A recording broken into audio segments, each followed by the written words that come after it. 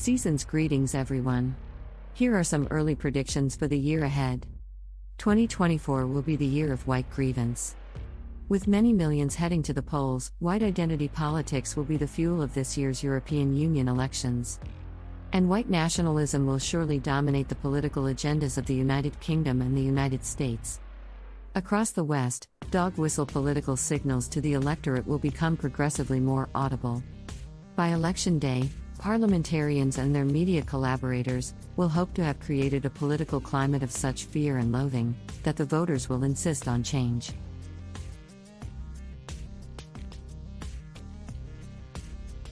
White identity politics have governed the world since the early 17th century. Until the 1980s, this control was simply called a consensus, or world opinion, or international order. By the 18th century, European states had devastated most other cultures and races to establish what militarists call full-spectrum dominance. It was the best of times. Resistance was futile, when set against the triple whammy of guns, money and religion.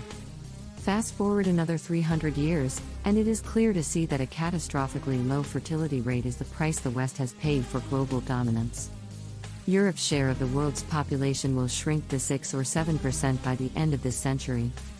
As a consequence, Western governments are haunted by existential fears about the future of white people. Former American President Richard Nixon was the West's first modern white identity politician to be appointed to a high office. He came to power just as Black America's demand for equality had taken a stranglehold on the country's social and political agenda. Nixon's answer to rising Black rights consciousness was to encourage Black capitalism. Black capitalism was an exciting soundbite. The call to Blacks to embrace capitalist enterprise sounded like freedom and emancipation. It held out the promise that Blacks might claim their share of the American dream.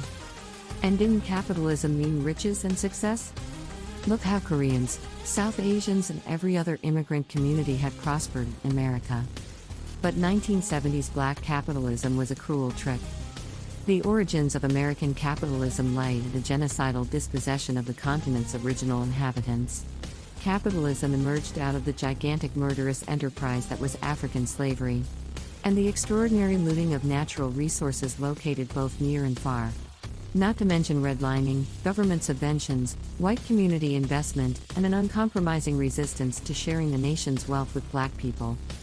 It is one thing to set up a laundromat or a soul food restaurant, but quite another to create an economic base that could provide enough work in troubled inner-city communities.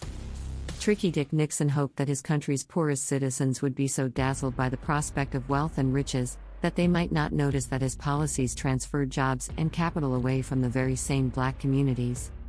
Nixon doubled down on his anti-Black agenda by starting the war on drugs. This was a continuation of America's centuries-long criminalization of Black communities. It was also the cynical conclusion to the war on poverty, began by Lyndon Johnson, Nixon's predecessor. By the time Ronald Reagan took office in 1980 under the slogan Morning in America, the electorate had already swallowed whole the blatant lie that white people were losing the country. Racial preferences in academic admissions and employment quotas were rolled back in the name of fighting anti-white discrimination. A new political lexicon emerged which allowed politicians to take aim at Blacks, without even mentioning Black people themselves. This was the era of crime pandemics, welfare queens and drugs kingpins, of tax cuts for hard-working families and government being the real problem. Across the Atlantic, Prime Minister Margaret Thatcher was educating the British voter on the idea that there was no such thing as society. The welfare state would wither if Britons would only commit to higher levels of personal responsibility, individual discipline, and hard work. By the mid-1980s, Thatcher's defunding of programs to help the country's most vulnerable were acclaimed by the media and political class as vital.